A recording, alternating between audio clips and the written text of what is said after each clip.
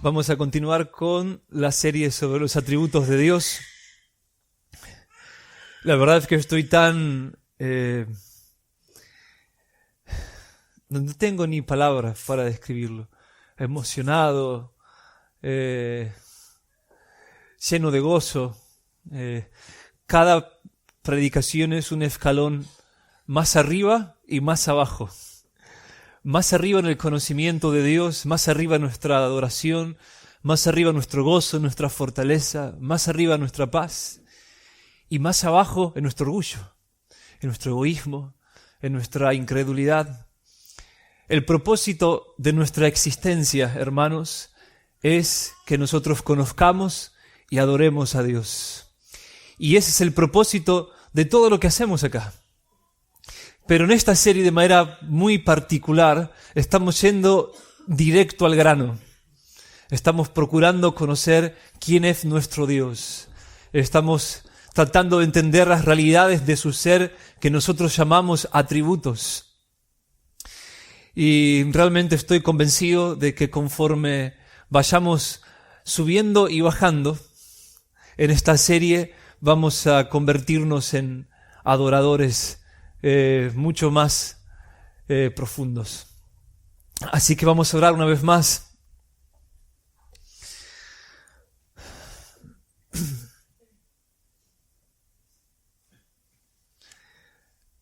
Oh Santo Espíritu, estás en medio de nosotros y nosotros queremos darte el control de esta reunión. Queremos que nos poseas completamente, que te adueñes, te enseñorees de nuestras mentes, de nuestros pensamientos, de nuestros afectos, de nuestra voluntad, de nuestros cuerpos. Oh Santo Espíritu, te suplicamos juntos en el nombre de Jesús, que caigas sobre cada uno de nosotros hoy y nos conviertas en adoradores. Mostranos la gloria de toda tu Trinidad un poco más hoy. Corre el velo en nuestro corazón. Hacer resplandecer, oh Señor, oh, tu presencia, tu gloria, para que podamos, como te lo pedíamos juntos en un cántico hace minutos, para que podamos verte. Y qué fácil es todo cuando te vemos. Que así sea. Amén. He decidido que comencemos a estudiar los atributos incomunicables o intransmisibles de Dios. Y después vamos a estudiar los atributos comunicables o transmisibles de Dios. Los atributos incomunicables de Dios son aquellas realidades del ser de Dios que Él no puede ni compartir ni heredar en ninguna medida a sus criaturas. Atributos tales como su omnipotencia, omnisciencia, omnipresencia, autoexistencia, autosuficiencia, etc. Los atributos comunicables de Dios son aquellas realidades del ser de Dios que Él sí puede en alguna medida compartir y heredar a sus criaturas. Atributos tales como su justicia, su pureza, su amor, su sabiduría, etc. Los atributos incomunicables de Dios se relacionan principalmente con la infinitud de Dios, mientras que los atributos comunicables de Dios se relacionan principalmente con la personalidad de Dios. Los dioses orientales parecen fuerzas infinitas sin principio ni final, pero también sin personalidad. Por lo tanto, no es posible tener una relación personal con ellos. Los dioses griegos, en contraste, son personales, pero no son infinitos, por lo que son frágiles e inestables, y sus súbditos, más que desear tener una relación con ellos, procuran escaparse de sus manos. Pero nuestro Dios, el Dios de las Escrituras, el Dios vivo y verdadero, es tanto infinito como personal, y esto es distintivo de nuestra fe, de la Biblia, de la palabra de Dios. No hay nada similar entre los dioses que los hombres hemos creado. Autosuficiente, inmutable, pero personal a la vez. En mi acción pasada comenzamos a abordar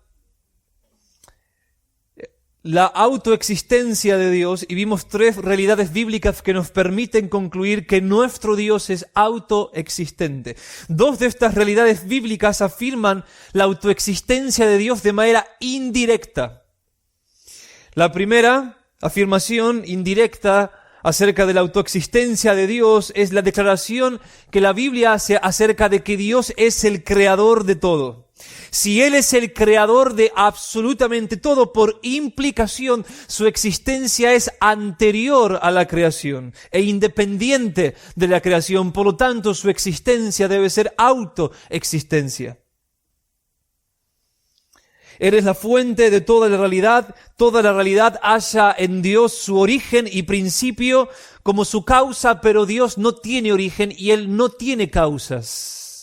Como nos lo dice en Isaías capítulo 44, versículo 6, así dice el Señor, el Rey de Israel y su Redentor, el Señor de los ejércitos, yo soy el primero y yo soy el último y fuera de mí no hay Dios. No hay un Dios que creó a nuestro Dios, hay un solo Dios y es eterno. La segunda afirmación indirecta de las Escrituras que nos permiten concluir que Dios es autoexistente es esta. La Biblia afirma que la existencia de la creación depende de la existencia de Dios. Pablo nos dice en Hechos capítulo 17, versículo 28, que en Él vivimos, nos movemos y existimos. Así que si su existencia mantiene en existencia toda existencia creada por Él, entonces su existencia tiene que ser independiente y autosuficiente, autoexistencia. Y en tercer lugar, la Biblia afirma de manera directa que Dios simplemente es, que Él simplemente existe. En el Salmo 90, versículo 2, el salmista canta, antes que los montes fueran engendrados y nacieran la tierra y el mundo, desde la eternidad y hasta la eternidad, tú eres Dios. Simplemente existís, dice el salmista. Desde la eternidad y hasta la eternidad. Desde el pasado sin comienzo y hasta el futuro sin final, simplemente tú eres Dios. La autoexistencia es un atributo inherente a la deidad. Después concluí mi exposición con 3 implicaciones prácticas para nuestra vida. La primera es que el conocimiento de la autoexistencia de Dios debe hacernos felizmente humildes.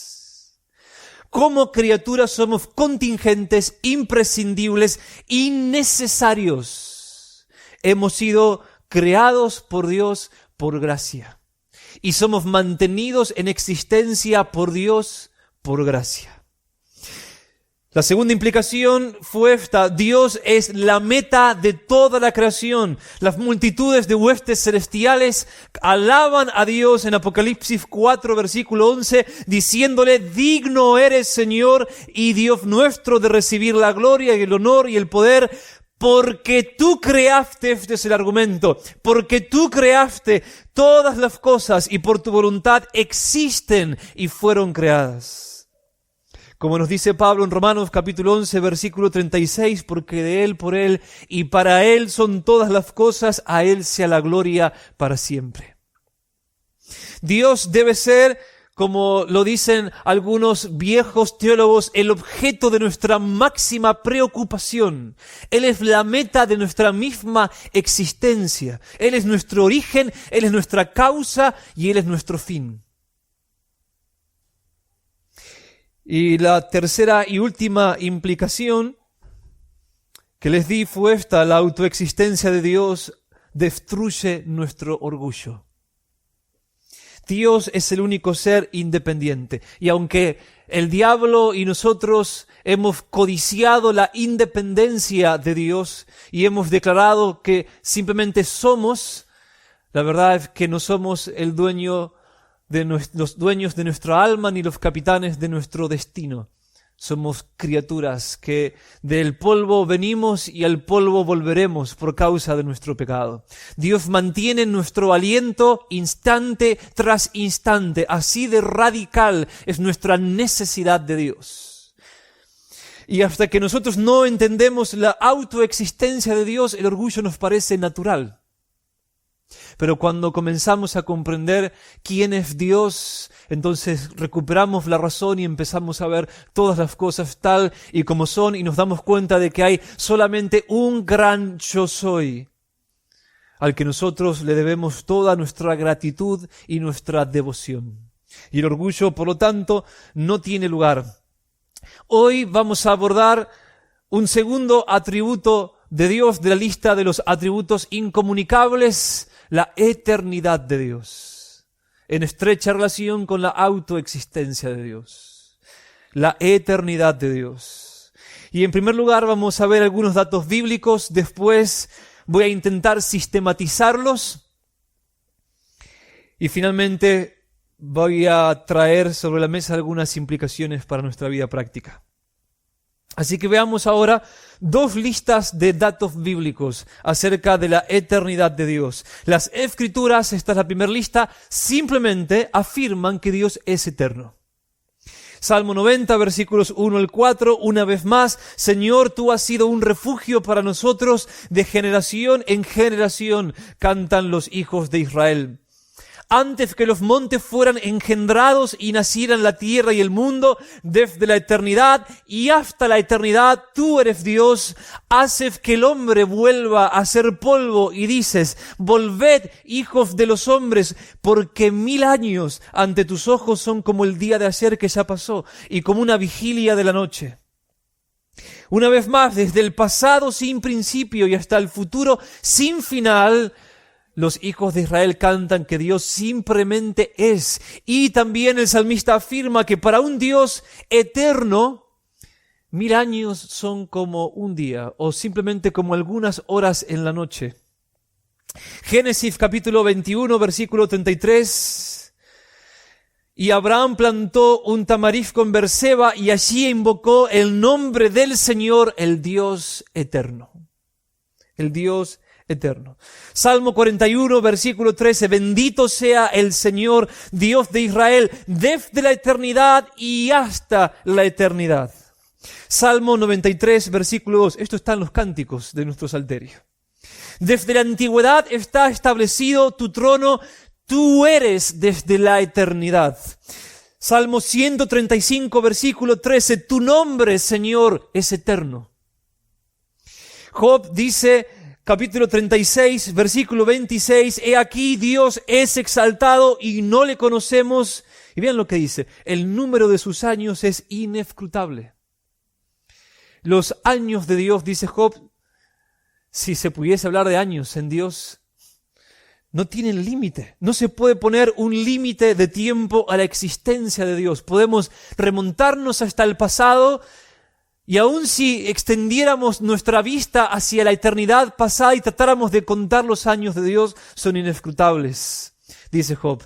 Habacuc pregunta, Habacuc capítulo 1, versículo 12, ¿no eres tú desde la eternidad, oh Señor, Dios mío, santo mío? Pablo dice en la carta a los Romanos, porque desde la creación del mundo, Romanos 1:20, sus atributos invisibles, su eterno poder y divinidad se han visto con toda claridad, siendo entendidos por medio de lo creado. Capítulo 16, versículo 26 del libro de Romanos, Pablo se refiere a la gran comisión como el mandamiento del Dios eterno. Isaías nos dice, capítulo 40, versículo 28 de su libro: ¿acaso no sabes? ¿Es que no has oído? El Dios eterno, el Señor, el creador de los confines de la tierra, no se fatiga ni se cansa, su entendimiento es inescrutable. Solo las criaturas vivimos en el tiempo y por lo tanto es cosa de criaturas en el tiempo fatigarnos, cansarnos y tener una inteligencia y una perspectiva de la realidad limitadas. Como Dios es eterno, Él no tiene esas limitaciones. En Isaías capítulo 41, versículo 4, el Señor afirma: yo, el Señor, soy el primero, y con los postreros soy. Él vio la nada. Él vio la tierra desordenada y vacía que hizo como una antesala a esta creación. Y sus ojos estaban ahí cuando la oscuridad llenaba el abismo. Y fueron sus ojos los que vieron lo que sus manos comenzaron a hacer. Él vio cuando se dividió la expansión arriba y abajo. Él vio cuando las lumbreras de la noche fueron hechas y cuando el primer sol brilló. Sus ojos contemplaron el nacimiento y la adoración de las primeras estrellas. Y él también vio nacer al primer árbol. Sus ojos estaban ahí cuando el primer ángel abrió los ojos y lo miró. Y sus ojos también vieron a nuestros padres. Estaban ahí en el huerto y sus ojos han estado ahí siempre contemplando todo lo que sucede sobre el cielo y debajo del cielo. Y sus ojos también verán el final de todas las cosas. Sus ojos han visto a cada hombre descender a la tierra, han visto hombres, familias, tribus, ciudades, imperios, generaciones enteras levantarse del polvo y volver al polvo, venir de la nada y sumergirse bajo la tierra una vez más. Tus años, dice el salmista, Salmo 102, versículos 24 al 27. Tus años son por todas las generaciones. Desde la antigüedad tú fundaste la tierra y los cielos son la obra de tus manos. Ellos perecerán, pero tú permaneces. Y todos ellos como una vestidura se desgastarán, como vestido los mudarás y serán cambiados, pero tú eres el mismo. Y tus años no tendrán fin. Piensen a ver si lo agarran. Isaías capítulo 43, versículo 13, aún desde la eternidad yo soy. Yo soy el único que siempre estuvo consciente de sí mismo. Existe un yo soy eterno. Un yo eterno. En Apocalipsis capítulo 1 versículo 8, yo soy el alfa y la omega. Dice el Señor Dios, el que es, el que era, el que ha de venir, el Todopoderoso. Y Jesús dice lo mismo. Capítulo 21 versículo 13 de Apocalipsis habla igual que el Padre y dice, yo soy el alfa y la omega, el primero y el último, el principio y el fin.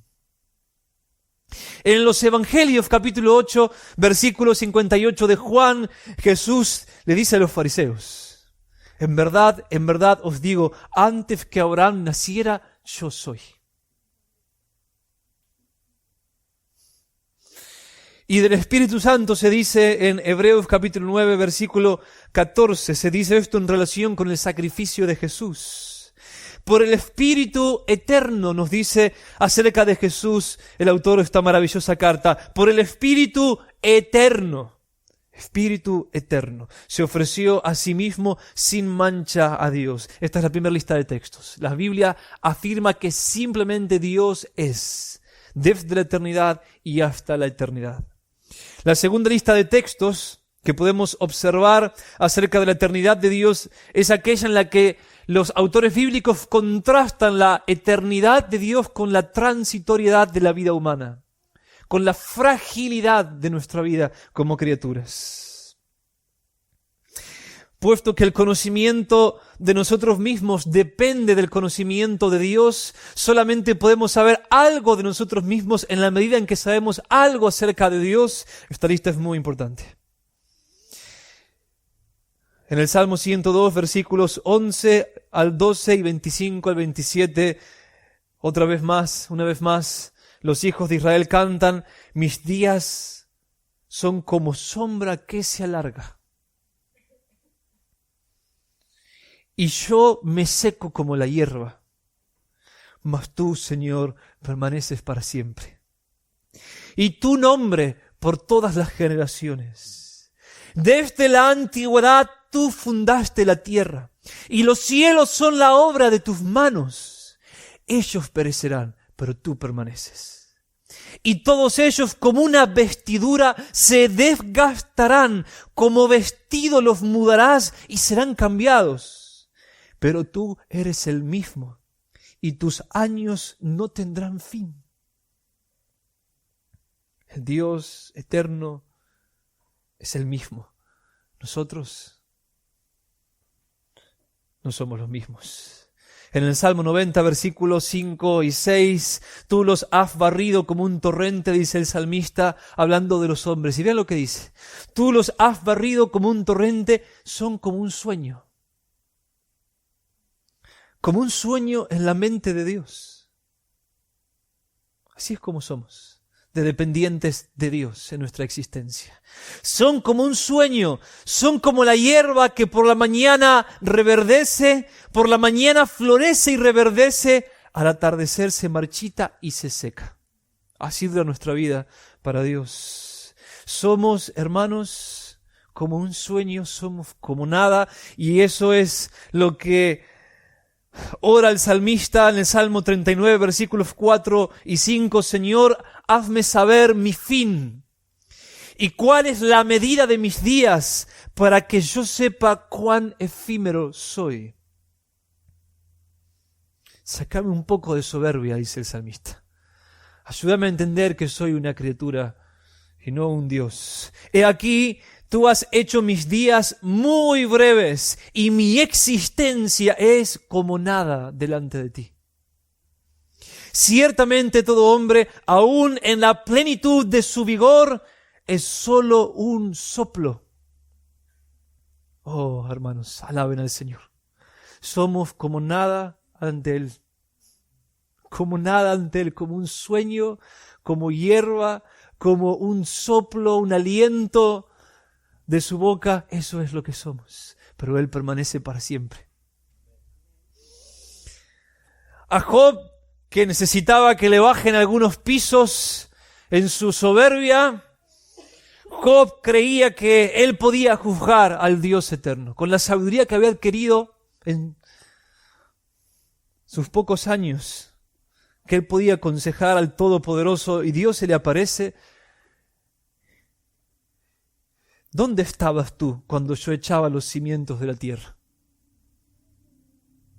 Dímelo si tienes inteligencia. ¿Quién puso sus medidas, ya que sabes? ¿O quién extendió sobre ella cordel? ¿Sobre qué se asientan sus basas? ¿O quién puso su piedra angular? ¡Qué humillación! Oh, esta segunda lista es maravillosa. La primera lista nos eleva, la segunda nos hace descender, y tenemos que primero subir y después bajar para que la adoración nazca. Vamos a intentar sistematizar los datos bíblicos brevemente. Judas hace una declaración muy importante en Judas, versículo 25 de su epístola. Al único Dios, nuestro Salvador, por medio de Jesucristo nuestro Señor, sea gloria, majestad, dominio y autoridad antes de todo tiempo, ahora y por todos los siglos, dice Judas. 3 declaraciones acerca de cuándo Dios tiene majestad, gloria, dominio y autoridad antes de todo tiempo. O sea que el tiempo es una creación de Dios. Porque antes de todo tiempo, antes de que el tiempo naciera, antes de que el reloj comenzara a trabajar, antes del nacimiento del primer segundo, Dios estaba ahí.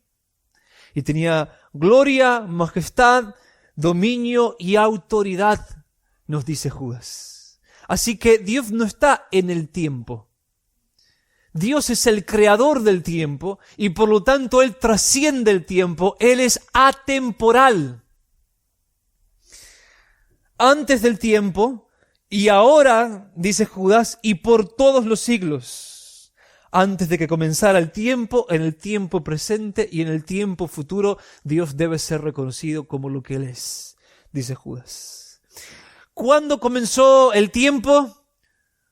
Probablemente en Génesis 1:1. Y en el principio creó Dios los cielos, la tierra y el tiempo. Ahora, ¿qué es el tiempo? Los filósofos cristianos definen el tiempo más o menos de la siguiente manera. Es la corriente de momentos, dicen ellos, que están ordenados por anterior y posterior o pasado, presente y futuro. Otra vez, el tiempo es la corriente de momentos que están ordenados por anterior y posterior o pasado, presente y futuro. Nada en nuestra realidad está estructurado de esta misma manera. Incluso el espacio es muy diferente. El tiempo y el espacio son los dos elementos en los que nosotros existimos como criaturas. Pero, a diferencia del tiempo, en el espacio las cosas están ordenadas de una manera diferente. Pueden estar arriba o abajo, delante o detrás, o incluso una dentro de la otra. Pero no hay una que existe antes y otra después. No hay pasado, presente y futuro en las cosas que existen en el nivel del espacio. Ahora bien, si nosotros afirmamos entonces que Dios es atemporal, debemos por implicación concluir que Dios no experimenta el paso del tiempo. Él no pierde su vida en el pasado, ni tiene que ganarse el futuro, porque Él ve el tiempo desde afuera. Dios, por así decirlo, hermanos, habita en otra dimensión. Por así decirlo. Y se manifiesta en el tiempo como omnipresente. Él puede estar en el pasado, el presente y el futuro de esta creación al mismo tiempo. ¿Lo agarraste? Pasado, presente y futuro al mismo tiempo. Él no está contenido por el tiempo. Y Él no habita dentro de ningún espacio que lo pueda contener. Y no hay ningún reloj sobre su cabeza. Más bien Él entra en el tiempo, en el pasado, el presente y el futuro, para relacionarse con nosotros.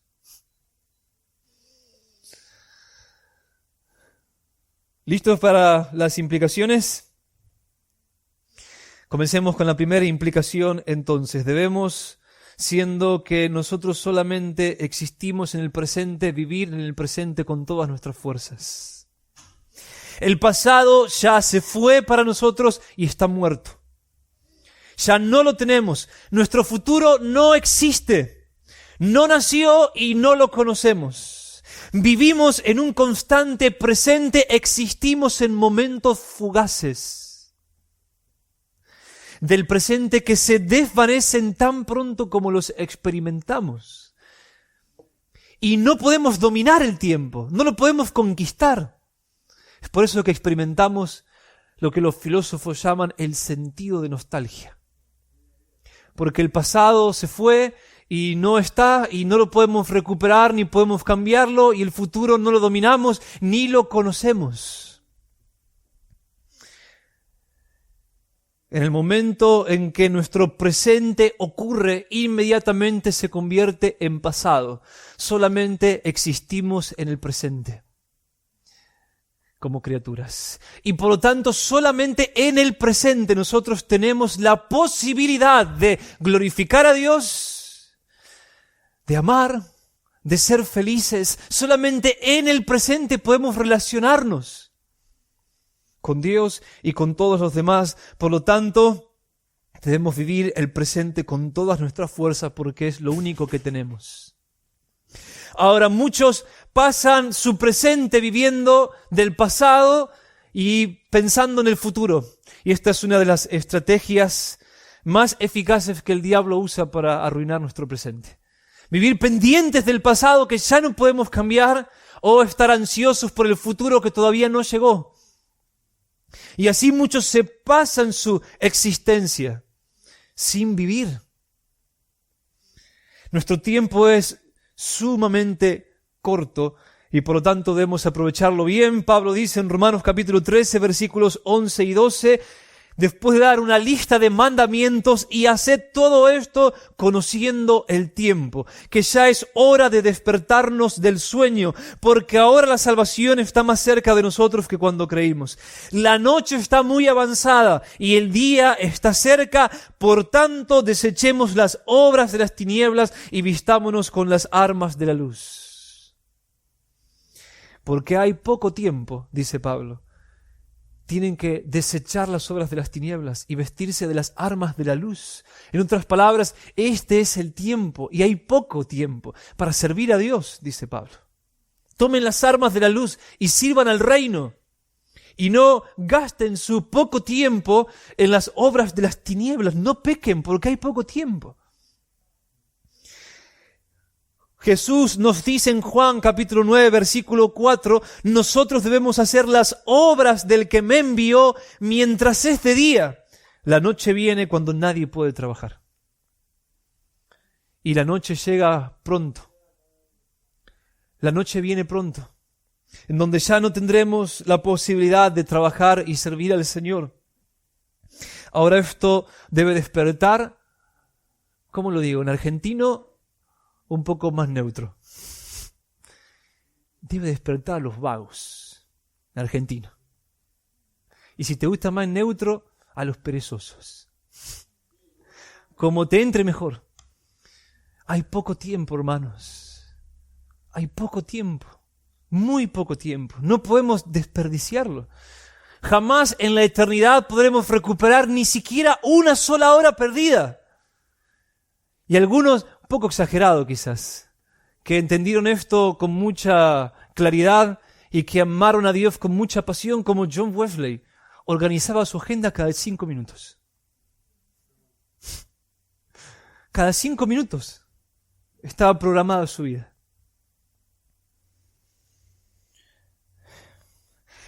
Hay poco tiempo y pronto seremos llamados a rendir cuentas ante el Señor por cómo usamos nuestro tiempo. Creo que fue Martín Lutero el que dijo: debemos vivir como si Cristo hubiese venido ayer, resucitara hoy y viniera mañana. Y yo me atrevo a decir, deberíamos vivir como si ayer nací, hoy estoy acá y mañana me muero.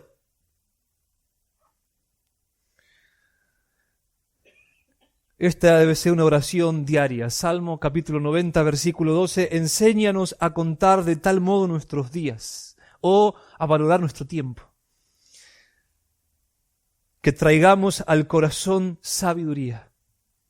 No hay tiempo para desperdiciarlo, para vivir neciamente. Necesitamos sabiduría para saber cómo usar el tiempo, cómo invertir nuestra vida. Una sola inversión, una sola vida que tenemos. Y después pasamos a la eternidad, a la recompensa y a las consecuencias de lo que nosotros hemos hecho acá y en el cuerpo. Nuestro tiempo es corto, hermanos, pero acá está el consuelo, es suficiente. Corto, pero suficiente para que hagamos lo que tenemos que hacer. Como dice un dicho cristiano, hay suficientes horas para hacer la voluntad de Dios. Hay suficientes horas para hacer la voluntad de Dios, pero no sobran. No faltan y no sobran. Entonces, primera implicación, hemos de vivir con todas nuestras fuerzas en el presente. Nuestro tiempo es corto, debemos aprovecharlo bien. Segunda implicación, Dios no cambia, por lo tanto podemos confiar en Él mientras vivimos en el presente con todas nuestras fuerzas. El Salmo 146, que lo cantamos a veces, versículos 3 al 6, dice: no confíes en príncipes, ni en hijo de hombre en quien no hay salvación. Su espíritu exhala, él vuelve a la tierra, en ese mismo día perecen sus pensamientos. Pero bienaventurado aquel cuya ayuda es el Dios de Jacob, cuya esperanza está en el Señor su Dios, que hizo los cielos y la tierra, el mar y todo lo que en ellos hay, que guarda verdad para siempre. El pensamiento del príncipe cambia al llegar a la noche, pero el Señor es el mismo para siempre. Lo que decía y pensaba antes de crear el tiempo es lo mismo que piensa y que dice ahora en el tiempo, y es lo mismo que Él va a seguir diciendo. Él es inmutable. Él no es afectado por las cosas que suceden en el tiempo. Los cambios, la transitoriedad, las mejoras se dan solamente en criaturas que tienen comienzo. No se dan en Dios. Por lo tanto, podemos confiar en Él, hermanos. Él no es inestable. Él no es inestable. Él no tiene fragilidades. Hebreos nos dice, Hebreos capítulo 13, versículo 8, acerca de Dios el Hijo, Jesucristo es el mismo ayer y hoy y por los siglos. No es el ayer, el hoy y el mañana de Él, es el nuestro. Él no tiene ayer, hoy y mañana.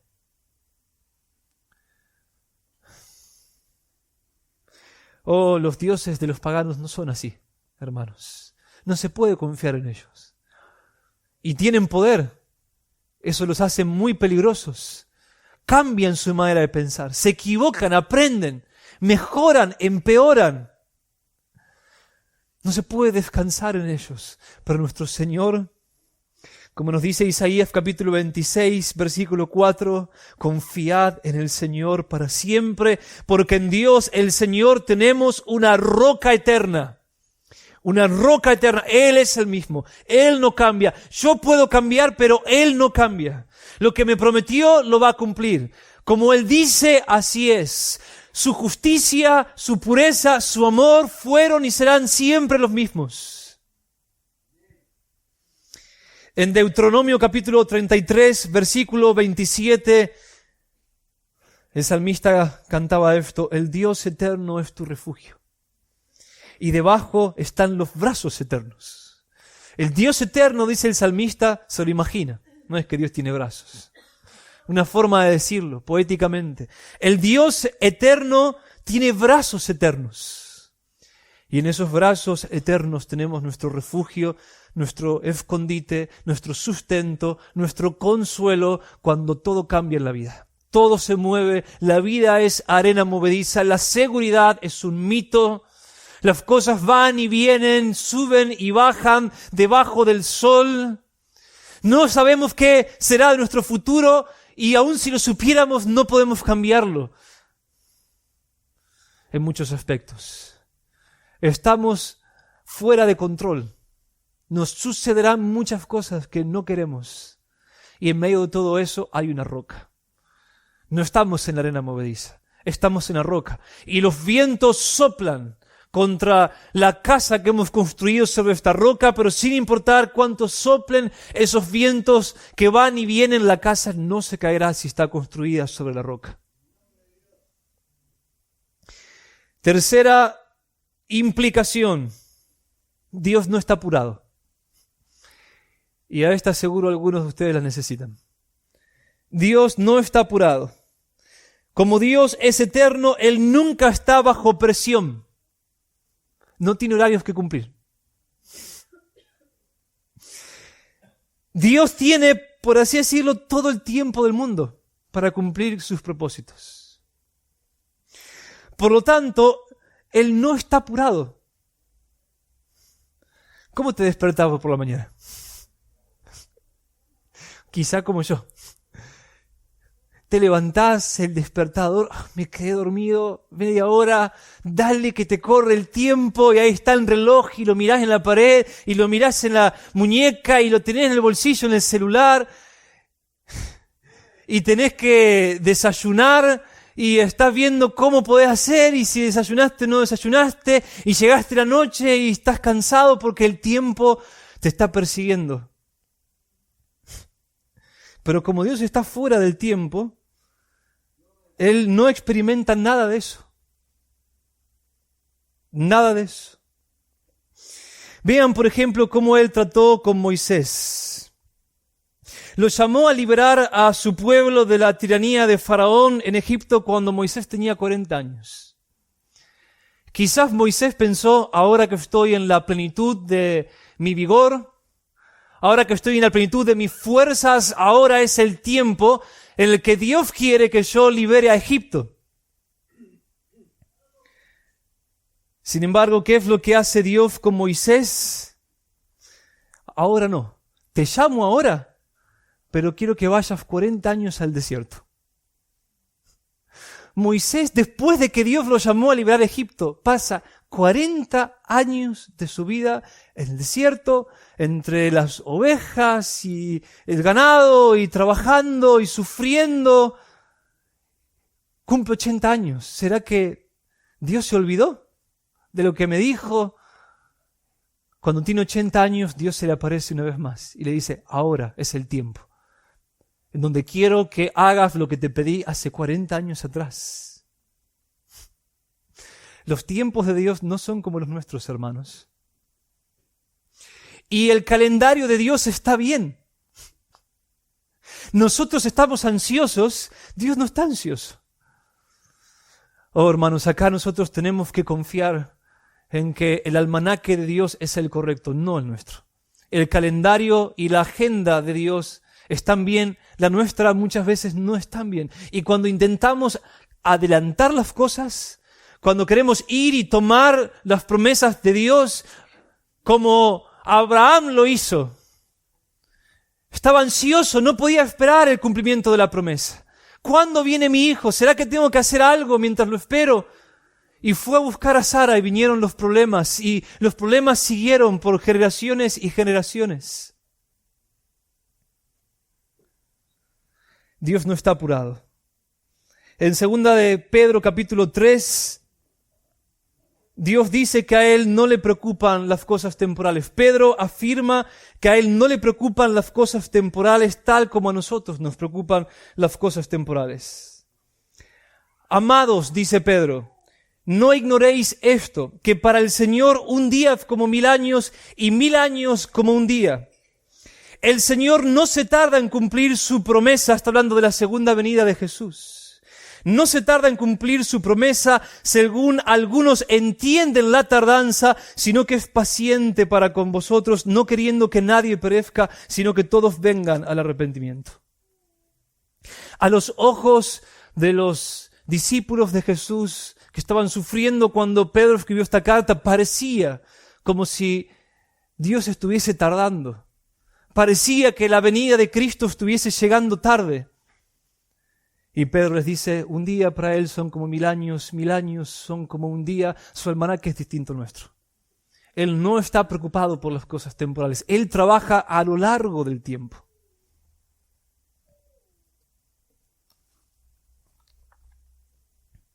Cuarta implicación.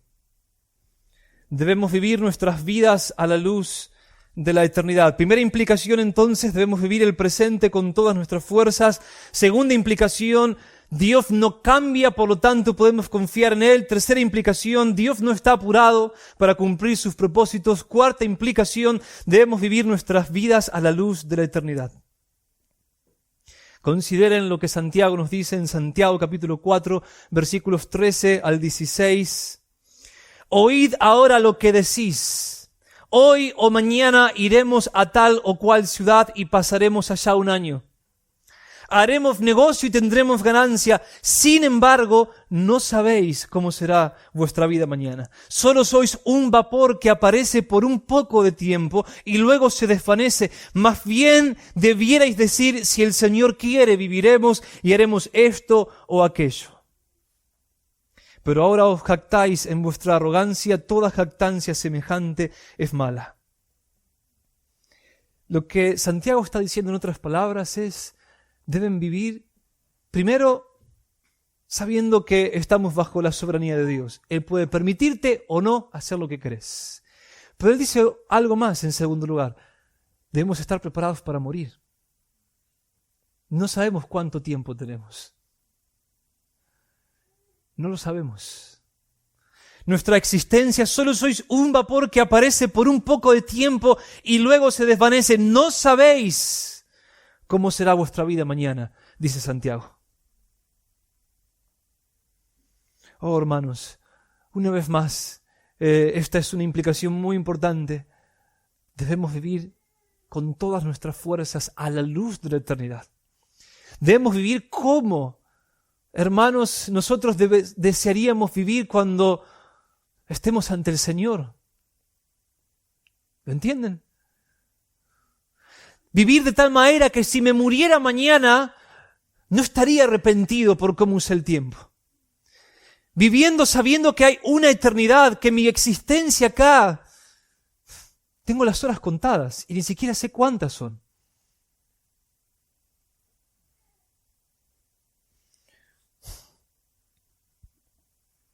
Esta es una verdad desafiante, pero a la vez es también una verdad que nos trae mucho consuelo. Pablo nos dice en Romanos capítulo 13, versículo 11, la salvación está más cerca de nosotros que cuando creímos. Oh, qué hermoso. La salvación está más cerca de nosotros que cuando creímos. La noche está muy avanzada y el día está cerca. Hermanos míos que están en la noche oscura, y en cierto sentido todos estamos en la noche oscura. En el mundo tendréis aflicción, dice Jesús en Juan capítulo 16. En el mundo tendréis aflicción, pero la salvación, dice Pablo, está más cerca ahora que cuando creímos, porque ya recorrimos algo de tiempo. Ya pasó algo de tiempo. Cada año es un año no más, sino menos, para que nuestra salvación final, la gloria, venga a nosotros. Ya hemos recorrido un tramo del camino angosto. Ya hemos pasado por varias etapas, ya hemos luchado varios años. Por lo tanto, hermanos, siendo que el día está cerca, que la noche está ya avanzada, no desistan. No desistan. Vivan sus aflicciones, sus angustias, sus preguntas del presente, su dolor, su batalla del presente, a la luz de la eternidad. Y eso los va a ayudar mucho.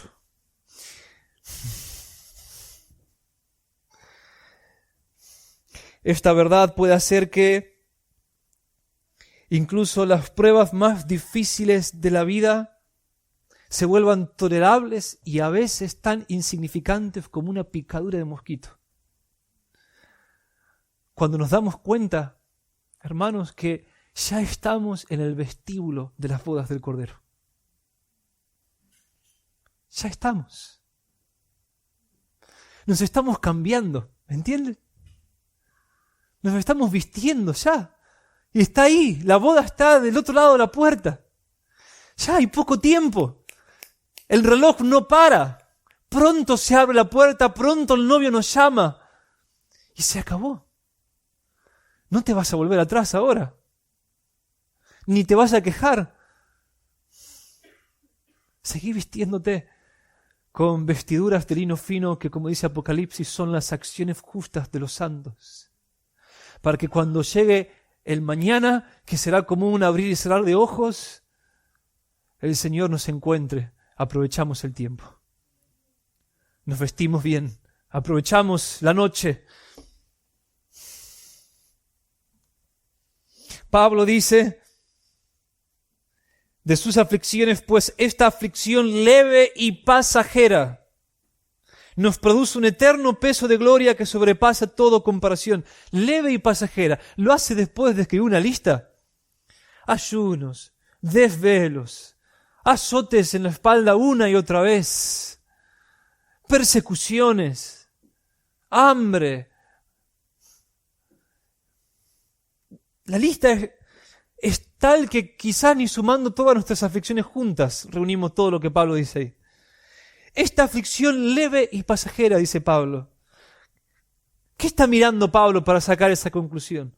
¿Qué parámetros usa al no poner nuestra vista en las cosas que se ven, sino en las que no se ven? Porque las cosas que se ven son temporales, pero las que no se ven son eternas. Hermanos, la única manera de poder seguir adelante en medio de las aflicciones severas de la vida, en medio de la depresión, de la desilusión, de la traición, cuando se cae todo lo que construimos, cuando no es lo que pensábamos que era, cuando nos quedamos afuera de muchas cosas que queríamos, cuando se nos dice que no. La única forma de seguir es entendiendo que esta vida, con todas sus aflicciones, es pasajera. Pero nuestra existencia es eterna. Tenemos principio, hermanos, pero no tenemos final. Y no tenemos final porque Dios es eterno. Y Él mantendrá nuestra existencia por los siglos de los siglos en gloria. En gloria. Picaduras de mosquitos. Y en quinto lugar, quinta implicación,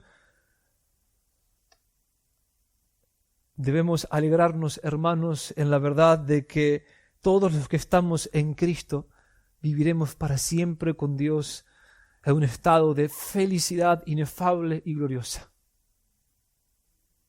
Esto es lo que la eternidad de Dios significa para nosotros.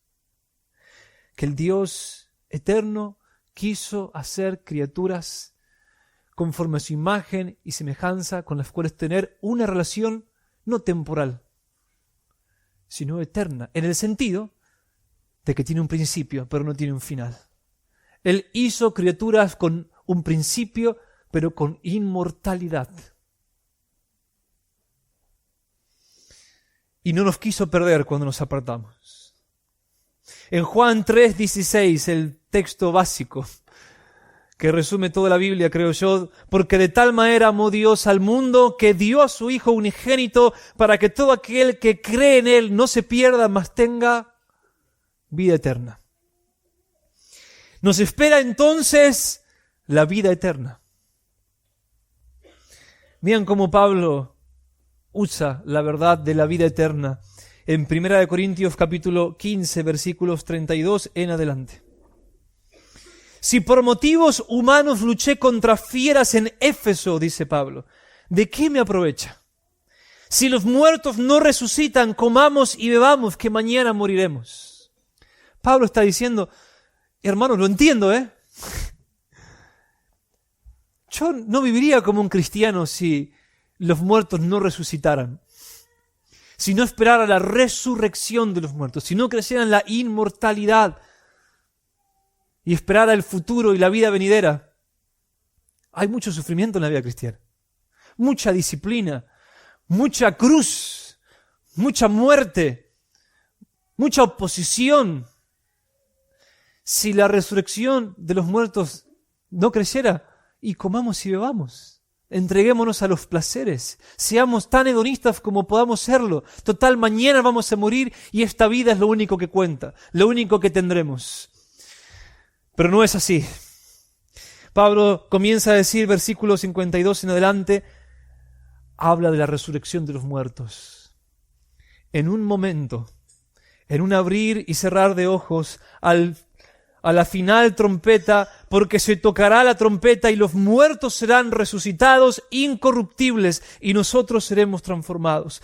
Porque es necesario que esto corruptible se vista de incorrupción y esto mortal se vista de inmortalidad.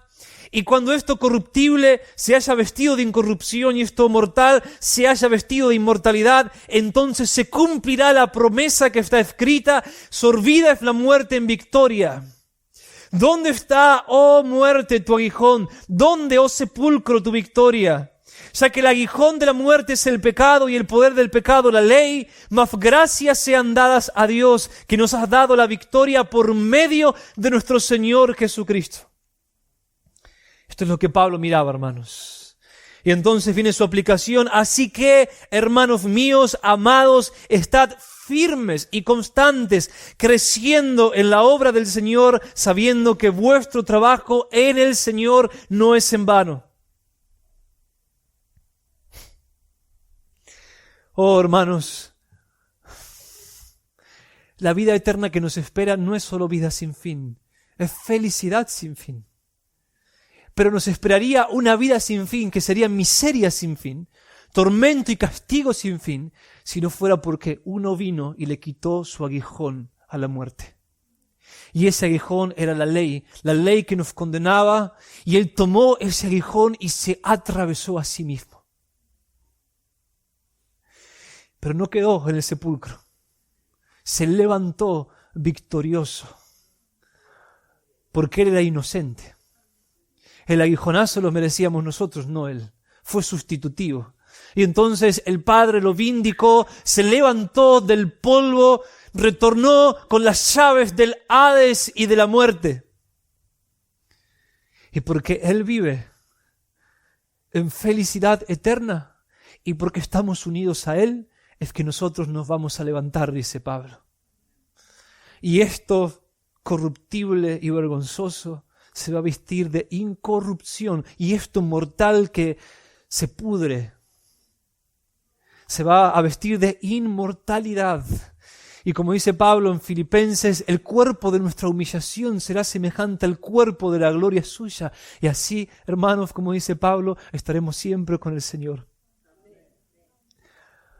Descenderemos juntos al sepulcro, hermanos, y algunos vamos a entrar a otros acá y vamos a llorarnos, y vamos a llorar al ver el aguijón de la muerte. Vamos a llorar, pero pronto nos vamos a levantar juntos cuando la trompeta final suene y nuestro Señor nos llame a la vida eterna una vez más. Y entonces nos vamos a tomar juntos de las manos y vamos a seguir caminando juntos por los siglos de los siglos. Esa es nuestra historia. Descenderemos al sepulcro siguiendo a nuestro Señor que descendió, pero como Él se levantó, nosotros nos levantaremos. ¿Y qué sucederá entonces? Pablo dice que Cristo nos salvó a fin de poder mostrar en los siglos venideros. Esto es una referencia a la vida eterna, la eternidad futura, los siglos venideros, las abundantes, sobreabundantes, de hecho dice en griego, sobreabundantes riquezas de su gracia, de su amor, por su bondad para con nosotros en Cristo Jesús.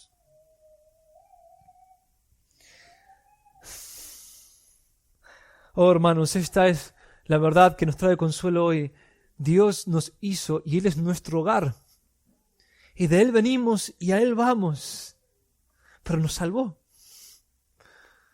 Nos salvó. Y por los siglos de los siglos de los siglos, nuestra existencia, Pablo la resume así. Dios mostrándolas sobreabundantes. ¿Conocés gente que sea un poco exagerada? ¿No? Año Nuevo, Navidad, a veces, cumpleaños. Decís, ¿cómo sobreabundó? Se le fue la mano. ¡Qué exageración! Y cuando el Dios eterno sobreabunda, ¿qué es sobreabundancia para Él? ¿Qué será para Él sobreabundancia? Bueno, para mostrar las sobreabundantes riquezas de su gracia, es decir, su amor. Para eso nos salvó. Alzad, Isaías 51:6, alzad, por tanto, vuestros ojos a los cielos. Alzad vuestros ojos a los cielos y mirad la tierra abajo. Miren arriba y miren abajo. Porque los cielos como humo se desvanecerán. Y la tierra como un vestido se desgastará. Sus habitantes como mosquitos morirán. Pero mi salvación será para siempre. En Cristo nuestros ojos verán y sobrevivirán el juicio final. Mas la misericordia del Señor es desde la eternidad y hasta la eternidad para los que le temen. Canta el salmista en el Salmo 103, versículo 17. Y a Jeremías nos cuenta que Dios se le apareció y le dijo, desde lejos se me apareció el Señor diciendo, con amor eterno te he amado. Por eso te ha traído con misericordia. Si Dios no tiene tiempo y Él ya había planificado mostrar en la eternidad futura, y esto lo planificó en la eternidad pasada, salvarnos por medio de Cristo porque nos amó. Oh, hermanos, qué dulce es esto. El Espíritu Santo quiera comunicarlo a ustedes. Él nos amó antes del tiempo. Nos amó antes. Finalmente, como todos los domingos, voy a llamar a aquellos de entre ustedes que todavía no se reconciliaron con Dios, que no conocen a Dios, que no caminan con Él. Miren, déjenme explicarles lo que Dios hizo a nuestro favor con una historia. Hay una novelista americana bastante popular, ella escribió una novela de detectives. Pero algo pasó en un momento. Ella creó el personaje principal, era un hombre y muy miserable, muchos problemas, una vida dura le hizo a su personaje principal. Pero entonces, de pronto, inesperadamente, de un momento para el otro, comienza a aparecer en la novela una mujer. Y esta mujer se enamora perdidamente de este personaje. Y está ahí para sus aflicciones. Y entonces los que seguían la novela comenzaban a decir: esa mujer se parece mucho a la autora de la novela. Y entonces ellos dijeron: parece que la novelista, la creadora de este personaje, se enamoró del personaje que creó. Y se metió a sí misma en la novela para ayudarlo. Ahora escuchate esto. Gálatas capítulo 4. La Biblia dice: pero cuando vino la plenitud del tiempo, Dios envió a su Hijo, nacido de mujer, nacido bajo la ley, a fin de que redimiera a los que estaban bajo la ley, para que recibiéramos la adopción de hijos. ¿Entendiste la relación, no? Por así decirlo, como la historia de la novela. Dios nos miró, nos amó, nos vio perdidos ya desde antes de hacernos. Lo sabía todo. Nos vio perdidos y Él decidió meterse en su creación. Él entró, se hizo criatura. El Dios eterno se metió en el tiempo, se metió en el espacio, se hizo un cuerpo frágil. Entró en el tiempo y nos amó tanto, nos amó. La única forma en la que Él podía salvarnos, Él tenía que morir. Ese era el costo. No podía salvarnos sin morir. O no moría y nos perdíamos, o moría y nos salvaba. Ese era el costo, porque el Dios eterno es santo. Y pecamos contra Él, somos pecadores, hemos pecado desde que nacimos, pecamos, violamos su ley una y otra vez, hemos hecho cosas perversas, no lo hemos amado, no le hemos dado gracias. Y este Dios santo puso una ley que dice: la paga del pecado es la muerte eterna. Es la condenación eterna. Y la única forma es que Él mismo tenía que pagar la deuda. Él mismo tenía que pagar la ley. Y lo hizo. Lo hizo. Cuando el texto dice que vino, cuando se llegó la plenitud del tiempo, el Hijo vino, es eso. Y vino a redimirnos, dice. La palabra redención significa rescate. Nos vino a salvar. Pero. Y déjame que te pregunte, ¿escuchaste alguna vez algo así? ¿Hay entre los dioses de los paganos una historia como esta? ¿Escuchaste de un amor así alguna vez? ¡Qué amor! ¡Qué amor! Así como es de eterno es su amor. Así como es de eterno es su amor. Pero acá están los requisitos. Este Dios santo estuvo dispuesto a hacer eso, pero como Él es santo, Él no puede aceptarte a menos que vos también te vuelvas santo. Y eso significa que tenés que apartarte del pecado, que tenés que arrepentirte del pecado, que tenés que arrepentirte de dirigir tu propia vida como si Él no estuviese ahí. Tenés que creer, tenés que amarlo, tenés que corresponderle y tenés que separarte. Mira, en el principio ocurrió una gran división. El cielo se separó de la tierra, el diablo se separó de Dios y nuestros padres se separaron de Dios y hoy está todo dividido. Todo está dividido. Ahora la cosa es así, vos tenés que separarte de todo lo que está dividido de Dios y tenés que unirte a todo lo que está unido con Dios. Eso es ser santo. Así que si querés recibir a el Señor en tu vida, Él está acá. Y a todos los que le recibieron, dice 1 Primera de Juan capítulo 1, a todos los que le recibieron, los que creen en su nombre, les dio potestad de ser hechos hijos de Dios. Si querés ser hecho un hijo de Dios, querés recibir a Jesús hoy, vení a hablar conmigo, podés hablar con el pastor Ariel o con algún hermano acá y nosotros vamos a guiarte y a enseñarte cómo podés recibir a Jesús.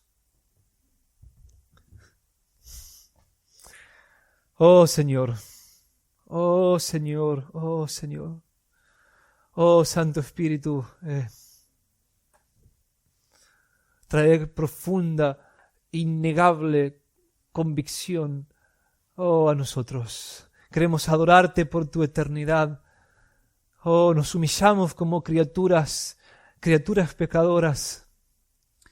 Oh Señor, y queremos vivir, queremos aprovechar el tiempo con todo nuestro corazón, con todas nuestras fuerzas. Queremos amarte, Señor. Oh Señor, oh Señor. Y gracias por habernos venido a buscar. Oh Señor, esto nos sobrepasa por completo.